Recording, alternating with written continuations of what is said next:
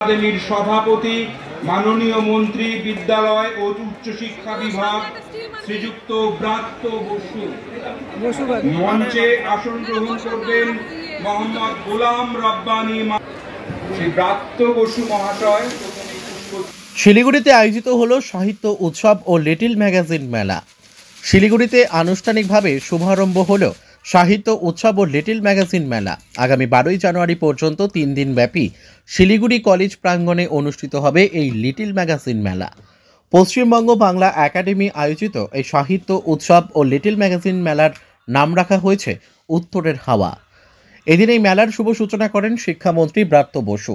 এছাড়াও উপস্থিত ছিলেন মন্ত্রী গোলাম রব্বানী, শিলিগুড়ির মেয়র গৌতম দেব, রাষ্ট্রমন্ত্রী সাবিনা ইয়াসমিন এবং সত্যজিৎ বর্মন, কোচবিহারের পৌরপ্রধান রবীন্দ্রনাথ ঘোষ, শিলিগুড়ি কলেজের অধ্যক্ষ সুজিত ঘোষ সহ অন্যান্য বিশিষ্টজনেরা।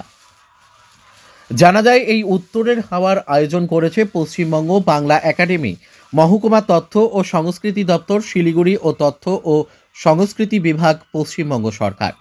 এছাড়াও সহযোগিতার হাত বাড়িয়ে দিয়েছে শিলিগুড়ি পৌর নিগম ও শিলিগুড়ি কলেজ। পাশাপাশি জানা যায় সাহিত্য উৎসব ও লিটল ম্যাগাজিন মেলায় মোট 65টি স্টল বসানো হয়েছে এবং যেখানে উত্তরবঙ্গের 8টি জেলা থেকে 400রও বেশি কবি সাহিত্যিক অংশগ্রহণ নেবেন। এদিন অনুষ্ঠানের শুভ উদ্বোধনের পর সাংবাদিকদের মুখোমুখি হন শিক্ষামন্ত্রী ব্রাত্য বসু। সাংবাদিকদের একাধিক প্রশ্নের উত্তর দেন তিনি। পাশাপাশি বাংলা মাধ্যমে স্কুলগুলিতে ছাত্রছাত্রীর সংখ্যা কমার প্রসঙ্গে তিনি বলেন, ইংরেজি চাকরির ভাষা হওয়ায় অনেকটা প্রভাব ফেলেছে বাংলা মিডিয়াম স্কুলে, যা ইতিমধ্যেই শিক্ষা দপ্তর ব্যবস্থা গ্রহণ করছে কিভাবে তা পুনরায় সঠিক পথে নিয়ে আসা যায়। স্কুলগুলিতে বানানো হচ্ছে শিক্ষক শিক্ষিকার সংখ্যা এবং তাদের নিয়ে করা হচ্ছে বিশেষ বৈঠক। এছাড়াও আচার্য উপাচার্য নিয়োগের বিষয়েও মুখ খোলেন শিক্ষামন্ত্রী Bratya Basu. Bureau report, news today India. অনেকে দেবে আমি জানি। প্রায় 3000-এর বেশি স্কুলে কোনো পড়ুয়া পাওয়া যায়নি, সব মিলিয়ে 14,000 শিক্ষক রাজ্য রিপোর্ট দিয়েছে। আজকে কেন্দ্র রিপোর্ট দিয়েছে যে স্কুল ছুট নেই, ড্রপ আউট নেই। সেইটা বলুন যে আমাদের রাজ্যে যেখানে গুজরাটে এত ড্রপ আউট, উত্তরপ্রদেশে এত ড্রপ আউট, বিহারে এত ড্রপ আউট, ডবল ইঞ্জিন সরকারের এখানে এত ড্রপ আউট, সেখানে মমতা বন্দ্যোপাধ্যায়ের রাজ্যে, মমতা বন্দ্যোপাধ্যায়ের দাক্ষিণ্যে মিড ডে মিলের সমস্ত টাকা না দেওয়া সত্ত্বেও সমস্ত স্কুলে আমরা মিড ডে মিল আমরা পৌঁছে দিয়েছি মমতাদির কথায়।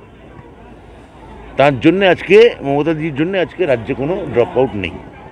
এটা কেন্দ্রীয় সরকার রিপোর্ট, আমরা দিচ্ছি না। আর এই স্কুলগুলোর ক্ষেত্রে সমস্যাটা কোথায় হচ্ছে? দেখুন, ছাত্র পেতে অসুবিধা হচ্ছে। আপনার ছেলে কোথায় পড়ে? ইংরেজি মিডিয়ামে। সরকারি স্কুলে ওনার ছেলে কোথায় পড়ে? ইংরেজি মিডিয়ামে। এই যে বিশ্বায়নের পর চাকরির ভাষা হয়ে গেল ইংরেজি, শেখার ভাষা নয়, সেটা বাংলা মিডিয়ামে একটা ব্যাপক প্রভাব ফেললো। এবার বাংলা মিডিয়াম আপনি যদি মাতৃভাষা না শেখেন, এই যেখানে রব্বানী সাহেব আছেন, ওনার মাতৃভাষা উর্দু, উনি আজকালকে যদি উর্দু ভুলে গিয়ে হঠাৎ ইংরেজি শিখতে শুরু করেন, ইংরেজি শেখা দরকার, কিন্তু মাতৃভাষা শেখাও দরকার। এই ভার্নাকুলার ল্যাঙ্গুয়েজ যতক্ষণ আমরা না শিখছি ততক্ষণ কিন্তু আজকে যেই আমরা উত্তরের হাওয়া করছি এখানে মমতা বন্দ্যোপাধ্যায়ের উদ্যোগে, এর কিছুদিন পরে হয়তো সাহিত্যিক থাকবে, পাঠক কেউ নেই,